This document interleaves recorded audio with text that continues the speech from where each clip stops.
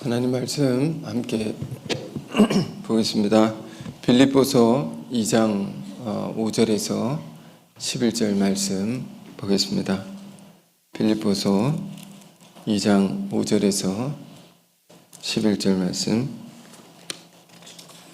저와 여러분이 한 절씩 교독을 해보겠습니다. 너희 안에 이 마음을 품으라. 곧 그리스도 예수의 마음이니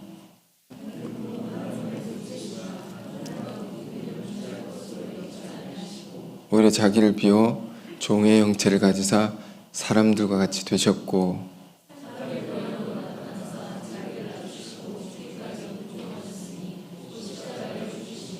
이러므로 하나님이 그를 지극히 높여 모든 이름 위에 뛰어난 이름을 주사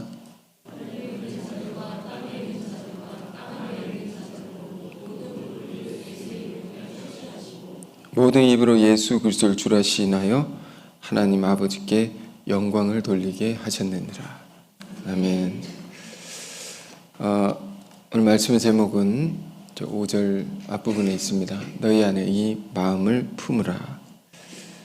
빌립보서에 나오는 매우 소중한 말씀입니다. 본문의 내용은 우리가 복음이란 무엇인가라고 질문을 할 때 가장 명확한 대답이 되는 그런 말씀이라고 할 수 있습니다. 복음은 우리가 쉽게 얘기해서 예수 그리스도에 대한 얘기죠. 조금 더 풀어 설명하면 예수 그리스도의 우리를 향한 사랑에 관한 이야기입니다. 우리가 예수 그리스도 이렇게 말을 하는데 이 말을 생각해 보면 예수 그리스도, 예수라는 말은 예수 그리스도라는 말은 예수는 그리스도다, 예수는 그리스도시다 라는 말의 줄임말이죠. 예수는 사람의 이름을 가리키는 고유명사고, 그리스도는 우리가 장관, 대통령 이런 말처럼 어떤 직분을 나타내는 보통 명사인 것입니다.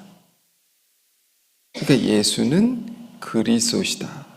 여기서 그리스도라는 말도 여러분 잘 아시다시피 크리스토스, 헬라어로 크리스토스, 히브리어로는 메시아 이렇게 되어 있죠. 크리스토스는 기름 부음을 받은 자라는 뜻의 말이라 했습니다. 그래서 이 기름 부음을 받은 자, 기름을 붓는다는 것은 누가 기름 부음을 받습니까?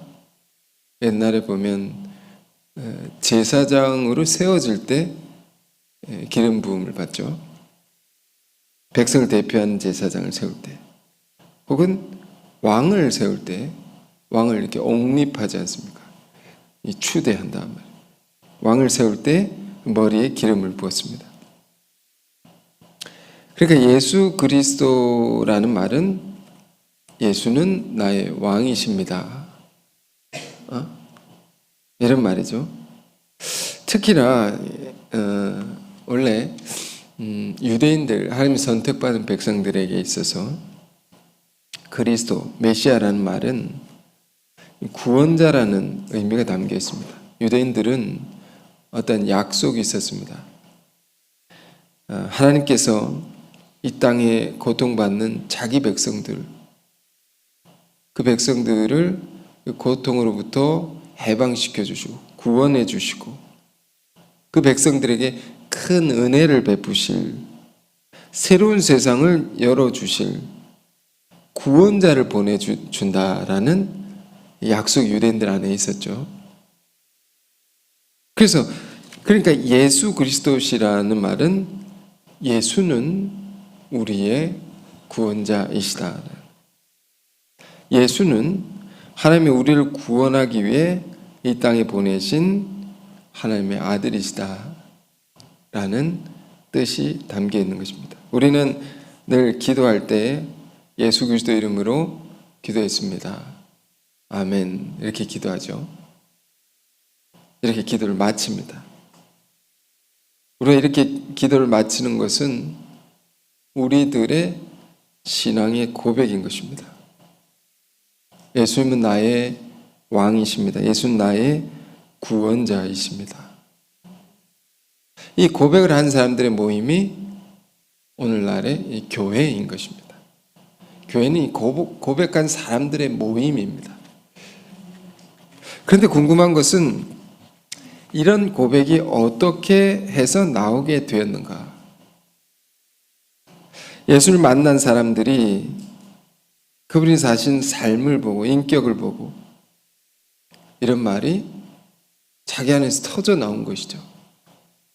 고백이라는 것은 스스로 누가 강요해서 시켜서 하는 말이 아니라 스스로 자기 안에서 내증이 있어가지고 이 안에서 우러나와서 하는 말이 이 고백인 것입니다. 그래서 예수님을 보고 목격한 사람, 그들의 삶을 본 사람, 그분을 만난 사람들 안에 뭐가 이렇게 왔는가 말입니다. 그들 마음속에. 하나님이 이 땅에 오신다면 저런 모습일 수밖에 없겠다. 예수님 제자들이 안에 이런 고백이 나오기 시작했습니다. 저분이 우리에게 보여주신 사랑이라는 것은 이 땅의 것이 아니다. 하늘의 것이고 하나님의 것이다. 그러면 저분은 하나님의 아들이시다라는 고백이 나오기 시작한 겁니다. 그 고백에 대한 것이 기록으로 남겨져서 복음서가 쓰여진 것이죠.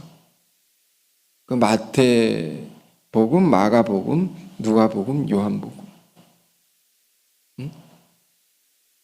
오늘 본문은 그러면 어떤 내용입니까? 이것은 바울이라는 사람의 신앙의 고백이라 할 수 있습니다. 우리는 이것을 받아들이는 사람이죠. 왜 예수가 그리스도이신가? 예수의 삶이 이러이러했기 때문에 그는 그리스도이십니다라는 고백을 이렇게 이제 본문을 통해서 남긴 것입니다. 자, 어떤 삶을 예수님이 사셨나? 6절에서 8절 먼저 보십시오. 그는 근본 하나님 본체시나 하나님과 동등됨을 취할 것을 여기지 아니하시고 오히려 자기를 비워 종의 형체를 가지사 사람들과 같이 되셨고 사람의 모양으로 나타나 자기를 낮추시고 죽기까지 복종하셨으니 곧 십자가에 죽으심이라. 그러니까 예수는 이제 바울의 고백이죠. 바울이 볼 때 예수는 이렇게 사셨기 때문에 그리스도이십니다. 예수님의 온 삶에 대한 압축적이면서도 정말로 깊은 증언이라 할 수 있습니다. 그는 하나님과 같은 분이신데 온 우주의 창조자이시고 온 세계와 역사의 주관자이신 하나님이신데 자기를 버리시고 비우시고 낮추시고 종처럼 섬기시고 하나님 뜻에 죽기까지 순종하셨다. 예수의 삶이 이런 것이었다라고 말하고 있는 것입니다. 비움과 낮춤과 섬김과 순종과 이것이 어느 정도까지였는가? 죽기까지라고 말했습니다. 죽기까지. 그러니까 당신이 하실 수 있는 모든 것을 다하여 다 쏟아내셔서 이런 말이죠. 온 마음과 뜻과 정성을 다하여 목숨을 다하여 내 주 하나님을 사랑하라. 이것이 첫째 되는 계명이니 예수님이 그 주신 말씀처럼 당신께서 그렇게 사신 것입니다. 목숨을 다하여 우리를 위해 사시고 죽으셨다는 거죠. 근데 그 죽음까지도 십자가에 죽은 것이었다. 이 십자가라는 것은 가장 인간이 경험할 수 있는 가장 비참한 자리인 것이고, 가장 고통스러운 자리인 것이고, 가장 수치스러운 자리인 것이고, 예수께서는 그 자리도 마다하지 않으시고 우리를 위해 그렇게 죽으셨다. 우리를 위한다는 게 뭘까요? 죄 가운데 신음하고 죄 가운데 고통받고 멸망당할 수밖에 없는 우리를 위하여, 이런 말이죠. 그렇게 사셨다는 거죠. 그렇게 죽으셨다는 거다. 우리 이것을 예수님의 사랑이라고 하는 것입니다. 이 사랑은 바로 하나님의 사랑이시다라는 겁니다. 그러니까 교회에서 말하는, 기독교에서 말하는 사랑이라는 것은 십자가의 사랑인 것이죠. 생명까지 자기 자신을, 자기 생명까지 우리를 위해 내어줄 수 있었다. 이 사랑인 것입니다. 바울은 이러함으로 예수는 그리스도시다라고 말하고 있는 것입니다. 여러분, 우리 각자에게도 저마다의 고백이 있을 것입니다. 예수님은 그리스도시다. 왜 그리스도신가? 저마다의 그런 고백과 그 이유가 다 있을 것입니다. 어떤 이는 깊은 우울증을 앓고 있는데 예수님을 만나고 그것이 다 사라졌다. 그래서 예수는 나의 그리스도이십니다. 어떤 이는 아주 중요한 시험에 떨어졌는데 하나님 내 인생을 바꿔주셨습니다. 어떤 이는 사업이 망해서 내 인생의 절망 가운데 나에게 새로운 인생의 길을 열어주시고, 어떤 이는 내가 죽을 것 같았는데 죽음의 문턱까지 갔는데 거기서 나를 살려주셔서 전혀 다른 인생을 살게 해주셨습니다. 그래서 예수는 나의 그리스도이십니다. 교회는 이런 체험과 고백을 한 사람들의 모임인 것입니다. 그런데 오늘 본문을 좀 더 깊이 볼까요? 자, 이제 본문, 이 성경을 더 들여다보겠습니다. 이 바울은 왜 이런 말을 이제 하고 있는 것일까요? 빌립보서에 나와 있는 말씀인데, 이것은 편지죠. 빌립보서는 사도 바울이 쓴 편지죠. 편지는 이걸 받는 사람들이 있는 것입니다. 누가 받는 것입니까? 빌립보서. 빌립보라는 도시에 있는 교회, 그 교회의 성도들이 이 편지를 받는 것입니다. 그들 안에 이 사도의 권면, 이 사도의 말씀이 필요한 정황이 있는 것입니다. 너희 안에 이 마음을 품으라. 왜 그럴까요? 왜 이게 필요할까요? 먼저 빌립보 교회는 앞서 말씀드렸다시피 빌립보라는 도시 속의 교회입니다.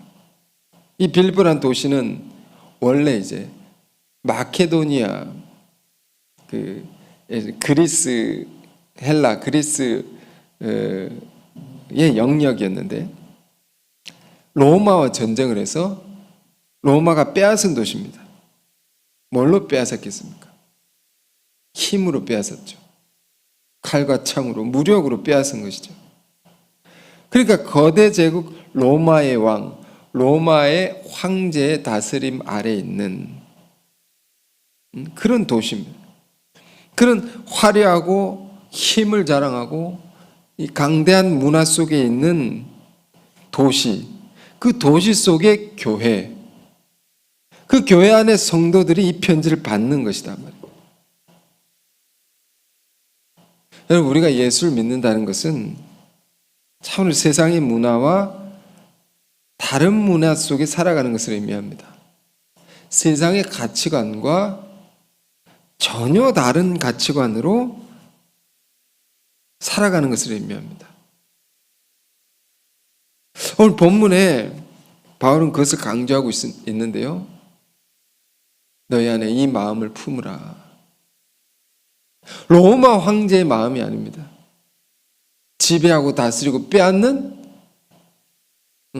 남들 위에 서서 높아지려고 하는 그런 마음이 아니라 그리스도 예수의 마음을 품으라. 그분의 삶과 그분의 마음을 품고 살아가라. 이게 우리가 가는 길이다. 우리가 살아가는 방식이다 하는 것.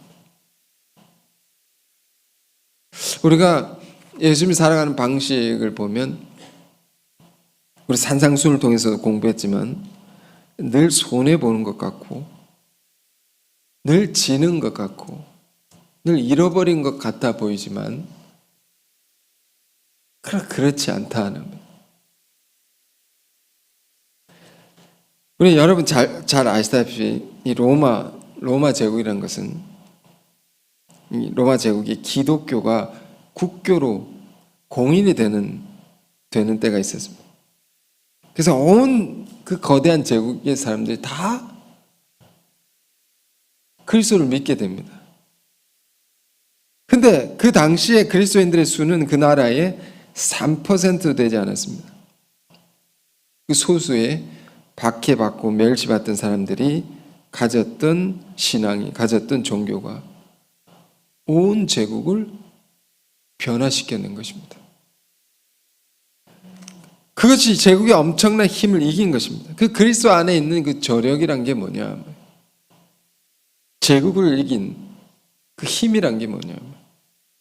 바로 이 본문 안에 담겨 있는 것입니다. 너가 이 마음을 품으라. 예수 그리스도의 마음이니. 응? 이걸로 세상을 이길 수 있다. 예수님께서 십자가를 앞두시고 죽음을 앞두시고 마지막으로 주신 고별설교의 마지막에도 이런 말씀을 하셨죠. 내가 세상을 이겼노라. 이 이김, 이 승리란 게 뭔가 말이에요. 뭘로 승리한 것인가? 십자가의 승리죠. 우리가 신앙을 가지고 교회 안에서 교회 공동체에 살아가지만 그리고 더 넓게 보면 세상 속에 있는 것이죠.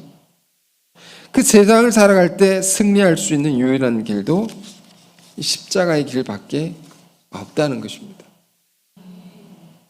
근데 지금 빌립보 교회가 어떤 지경에 처해 있습니까?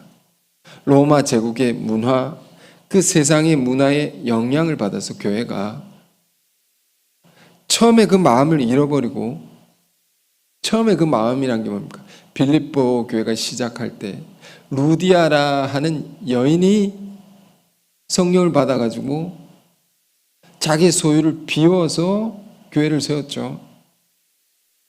그런데 그 비움을 잃어버리고 그 겸손, 자기를 낮추는 것을 잃어버리고 높아졌다면, 그리고 교회 안에 뭐가 생깁니까? 갈등이 생기고 분열이 생기기 시작합니다. 지난주에 새벽에 빌립보서 1장을 쭉 봤는데 이 빌립보서를 보면 어떤 정황이 있다고 했습니다. 교회 안에 좀 분열과 갈등의 문제가 있는 것입니다. 가만히 보니 크게 두 세력, 두 파벌이 있는 것입니다. 이 은혜로운 교회 안에 그게 있다라는 겁니다. 빌립보 4장에 그 이름도 나옵니다. 지나가듯이 이렇게 남겨놨습니다. 여인들인데. 그래서 가슴 아픈 것은 이들이 어떤 사람들이었겠는가 말이에요. 교회가 개척될 때 정말 어려울 때 고생하고 열심히 헌신했던 사람들입니다. 그것이 분명합니다. 빌립보라는 전도될 때 유대인들이 거의 없었으니까 루디아를 이제 시작으로 해서 많은 여인들이 전도가 됐을 것입니다. 그 헌신하고 고생한 사람들 안에 교회에 이제 창립 멤버들이 있을 수 있습니다. 그 안에 중요한 역할을 하는 인물들이 이들이 되었던 것입니다. 근데 이들 안에 갈등, 분쟁이 생겼단 말이에요. 바울은 이 편지를 보낼 때 다른 어떤 문제보다 이것을 가장 심각하게 생각하고 이 문제를 어떻게 풀어나갈 수 있는지 아주 수준 높은 말씀으로 가르치고 있는 것입니다. 이 말씀은 그러므로 우리가 우리 인간관계, 모든 인간관계에 있어서 갈등과 분열, 분쟁이 있을 때에 그 문제를 풀어나갈 수 있는 중요한 해답이라고 할 수 있습니다. 그래서 뭐라고 말합니까? 그 해답이 너희 안에 이 마음을 품으라. 곧 그리스도 예수의 마음이라고. 마음을 어떻게 먹느냐, 이게 중요하다는 거죠. 우리가 겉으로 겉으로 드러나는 어떤 것을 우리가 잘하는 것보다 우선해서 우리 마음을 어떻게 가지는가, 이게 중요한 것입니다. 예수의 마음을 품으라. 예수께서 어떻게 우리의 그리스도가 되셨는가, 그분이 어떻게 우리를 위해 사셨는가, 어떻게 그분이 사셔서 세상을 이기시고 어둠의 권세, 마귀를 심판하시고 승리하셨는가, 이를 깊이 생각하라. 지난주에는 에베소 6장 말씀을 함께 나눴습니다. 에베소 6장, 영적 전쟁에 관해서 우리의 싸움이 혈과 육에 대한 것이 아니라 했습니다. 보이는 싸움이 아니오, 보이지 않는 싸움이다. 진짜 싸움은 영적인 싸움이다. 그럼 그 싸움의 대상이 누구냐라는, 나와 갈등하는 그 사람이 아니라는 겁니다. 나를 힘들게 하는 어떤 모임일 수 있고, 어떤 면에서 단체일 수 있고, 그게 아니라는 겁니다. 그 배후에 있는 마귀와의 싸움이다. 이것을 우리가 알기만 해도 절반은 승리한 것입니다. 알기만 해도 어둠의 권세는 도망가는 것입니다. 근데 그 마귀와의 싸움을 무엇으로 이기느냐 말이에요. 오늘 본문 보니까 십자가다 말이에요. 십자가. 옛날에 이제 공포 영화 같은 것을 보면 막 귀신 들린 사람이 막 있으면 나무 십자가를 가지고 막 꺼내가지고 막 이러면 막 괴로워하고 벌벌 떨며 도망가는 것을 본 적이 있을지 모르겠습니다. 왜 그럴까요? 사도행전 19장을 보면 사도 바울이 복음을 전하기 위해서 땀 흘려 고생하며 일할 때 쓰던 손수건과 앞치마가 있습니다. 복음을 전하고 헌신하면서 흘린 땀과 이런 것이 베어져 있을지 모르는 그의 손수건과 앞치마를 병든 사람에게 이렇게 들이대니까 병이 다 낫고 말이에요. 악귀가 다 떠나가니라, 이렇게 기록이 되어 있습니다. 왜 그럴까요? 무슨 그 더러운 손수건, 앞치마 무슨 효험이 있길래, 능력이 있길래 마귀가 떠나가냐 말이에요. 십자가는 죄인을 위한 땀이요 눈물이요 희생이기 때문입니다. 그 앞에 모든 마귀가 떠나갑니다. 우리가 그 영적 전쟁, 지난주에 이어서 마귀를 이기려면 마귀를 잘 알아야 됩니다. 마귀는 뭐냐? 그 정체가 뭐냐? 보이지도 않는데, 그래 존재하고 있는 것이죠. 분명히 보이지 않지만 존재하는 것이 얼마나 많습니까? 마귀가 있다. 하나님 보이지 않지만 계신 것처럼 마귀도 보이지 않지만 있다 말입니다. 그게 뭐냐라는 거예요. 그 정체가 도대체 우리 성경을 공부해 보니까 그것은 원래는 천사였더라.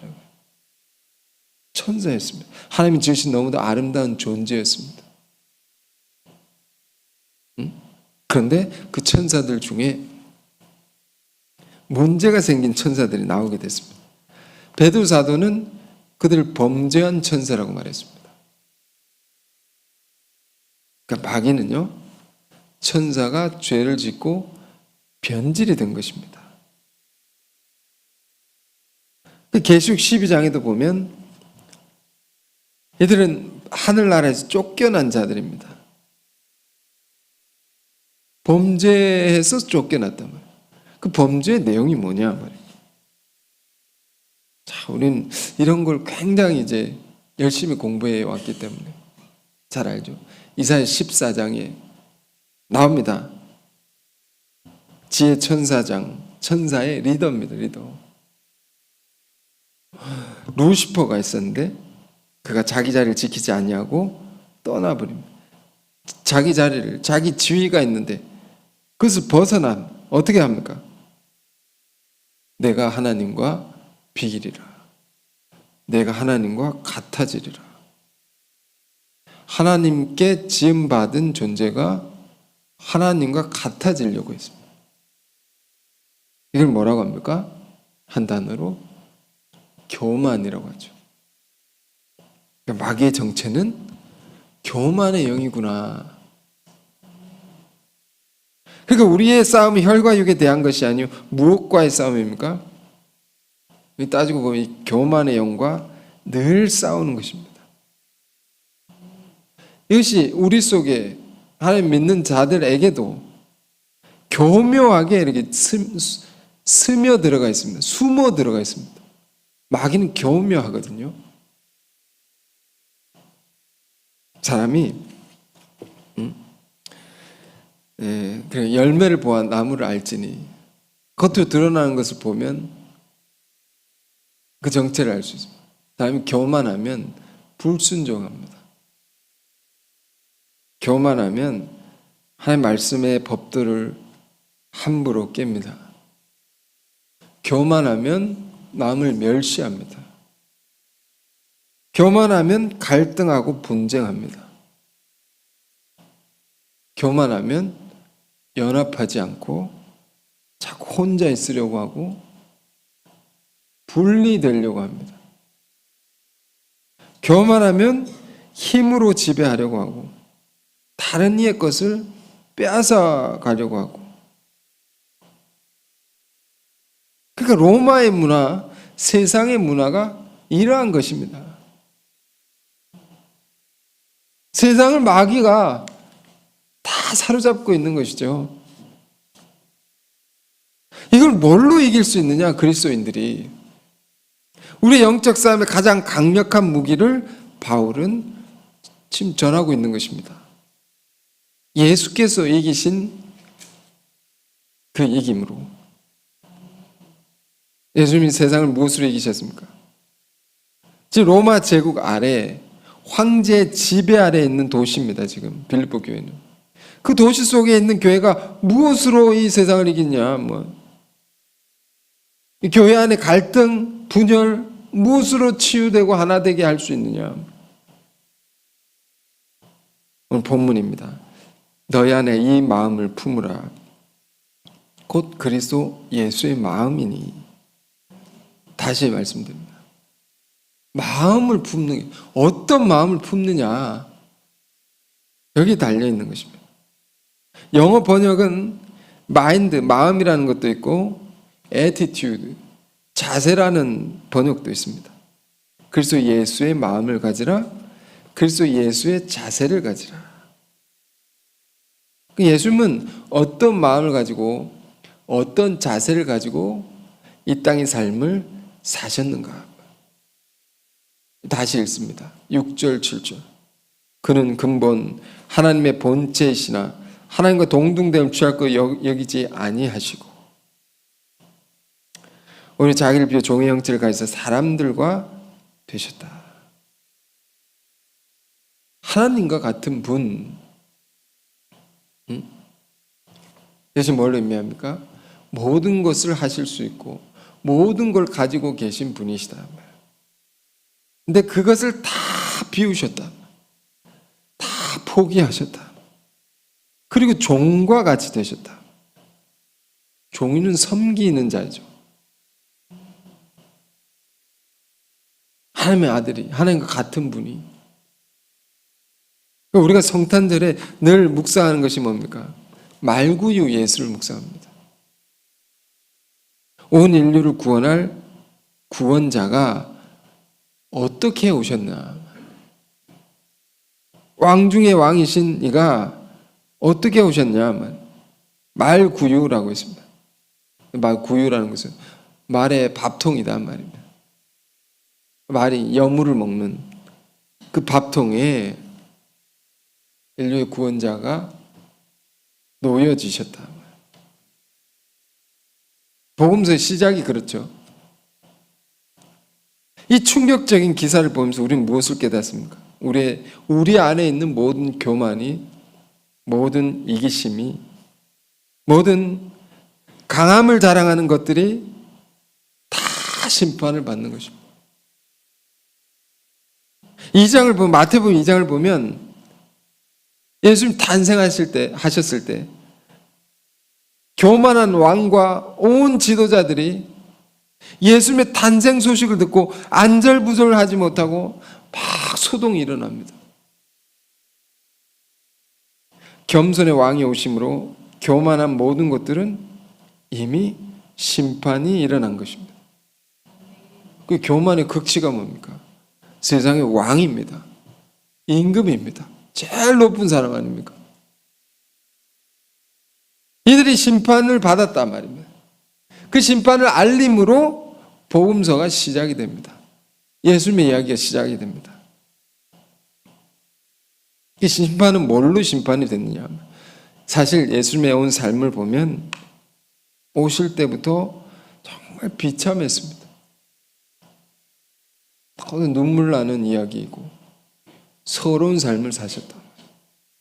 출생하실 때부터 사실 때도 그분의 삶은 늘 몰리고 쫓기고 미움을 받고 배척을 당하고 그의 생의 마지막은 증오, 혐오를 받아 살해를 당하는, 죽임을 당하는 것이었지 않습니까? 그 죽음도 끔찍한 나무의 형틀에 매달려서 죽임을 당했다. 그런데 그것이 다 우리를 위한 삶이요 죽음이셨기 때문에 그것이 우리 죄를 속하시고 우리의 영혼을 자유케 하는 희생이었기 때문에 그것이 의의 기준이 된 것이고 선의 기준이 된 것이고 그러므로 악을 심판할 수 있는 것이 되었단 말이에요. 그것으로 세상을 심판하고 세상을 이기는 것이단 말이에요. 바울이 그런 얘기를 오늘 하고 있는 것입니다. 그는 하나님과 같은 분이시나 모든 것을 포기하시고 비우시고 스스로 종이 되셨어. 종의 형체를 가진 이 말은 일평생 종처럼 늘 섬기셨단 말이에요. 모든 것을. 그리고 사람의 모양으로 나타나 자기를 낮추시고 죽기까지 복종하셨으니 곧 십자가에 죽으심이라. 자기를 낮추시고 겸손이죠. 죽기까지 복종하셨다. 우린 요한복음 13장을 또 늘 보아왔습니다. 최후의 만찬의 자리. 예수님께서 죽음을 앞두시고 마지막으로 제자들과 식사하실 때에 무엇을 그들에게 보이셨는가? 예수께서 허리에 수건을 두르시고 대야에 물을 받으셔서 제자들, 12제자들의 한 사람 한 사람 그들의 더러운 발을 황토에 더럽혀진 발을 하나하나 다 씻으셨죠. 너희가 이것을 아느냐라고 물으셨습니다. 이것의 의미를 아느냐? 이 가르침을 아느냐? 제자들에게 보이신 것이 무엇입니까? 무엇을 가르치신 것입니까? 이것이 세상을 이기는 길이니라. 이것이 어둠의 권세 마귀를 심판하는 길이니라. 이것이 우리가 꿈꾸는 아름답고 새로운 세상, 이것으로 하나님 나라를 이루어가는 것이니라라는 거죠.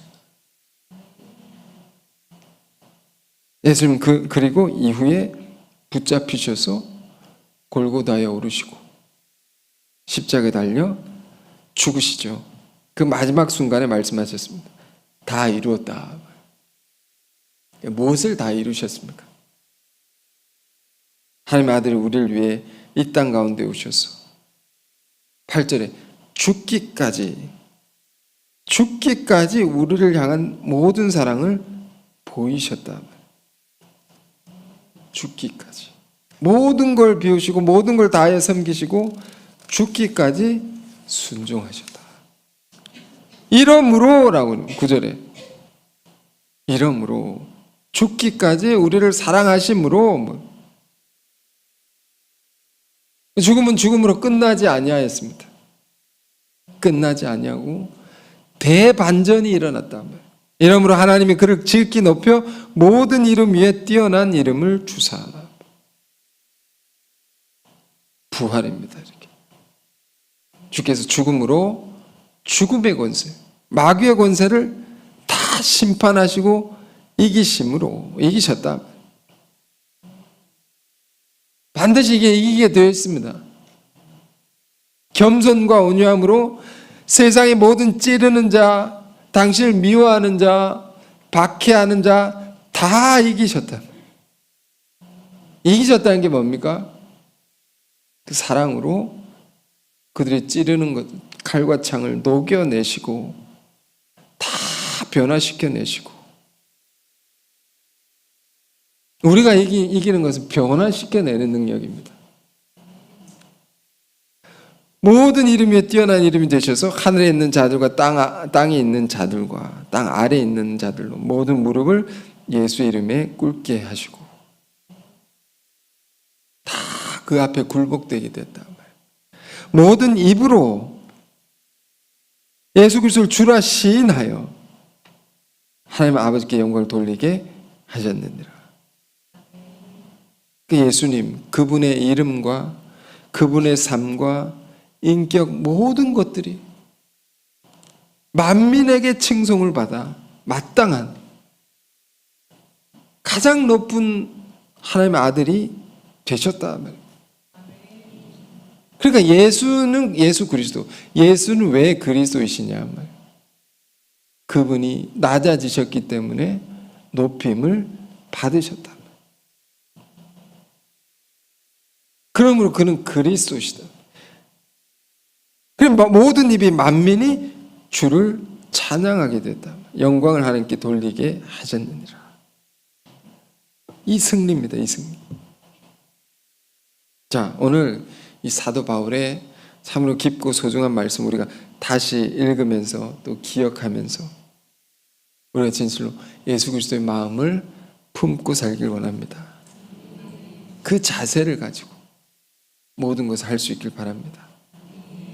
이것으로만이 이 비움과 자기를 비우고 낮아지고 섬기는 이 겸손과 온유함으로만이 우리는 마귀를 이길 수 있고요, 심판할 수 있고 우리가 꿈꾸는 아름다운 하나님의 나라를 이루어갈 수 있는 것입니다.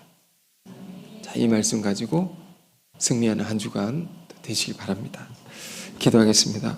거룩하신 주님, 우리의 마음이 예수님의 마음을 품게 하옵소서. 우리가 살아가는 삶의 자세가 예수님이 가지셨던 그 자세를 본받게 하옵소서. 그는 하나님과 같은 분이시나 모든 것을 가지시고 모든 걸 하실 수 있는 분이시나 그 모든 걸 버리시고 비우시고 자기를 낮추셔서 우리를 위해 종과 같이 섬기시고 사시고 우리를 위해 죽으셨던 주님의 이 한없는 겸손과 온유함, 이 사랑을 가지고 우리가 살아가게 하옵소서. 세상은 끊임없이 높아지려 하고 강해지려고 하지만 우리는 보혈의 십자가를 바라보게 하옵소서. 모든 것을 우리를 위해 다 주시고 죽기까지 우리를 사랑하셨던 주님을 바라보게 하옵소서. 그래서 모든 어둠의 권세를 심판하고 승리하여 주님의 거룩한 몸된 교회, 하나님의 나라를 힘써 이루어가게 하옵소서. 예수 그리스도 이름으로 기도했습니다. 아멘.